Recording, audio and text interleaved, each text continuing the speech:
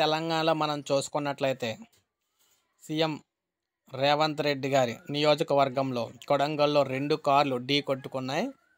ముగ్గురు అయితే చనిపోవడం అయితే జరిగిందనమాట. వికారాబాద్ జిల్లా కొడంగల్లో రోడ్డు ప్రమాదం అయితే జరిగింది. ఇక్కడ మనం చూసుకున్నట్లయితే ఐనన్పల్లి వద్ద 2 కార్లు ఢీకొని ముగ్గురు వ్యక్తులైతే అక్కడికక్కడే మృతి చెందారు. ఎస్ఐ సత్యనారాయణ తెలిపిన వివరాల ప్రకారం హైదరాబాద్లోని కూకట్పల్లి ప్రాంతానికి చెందిన ముగ్గురు వ్యక్తులు కర్ణాటకలోని గనుగాపూర్లోని దత్తాత్రేయ స్వామి ఆలయానికి కారులో అయితే బయలుదేరి వెళ్ళారు.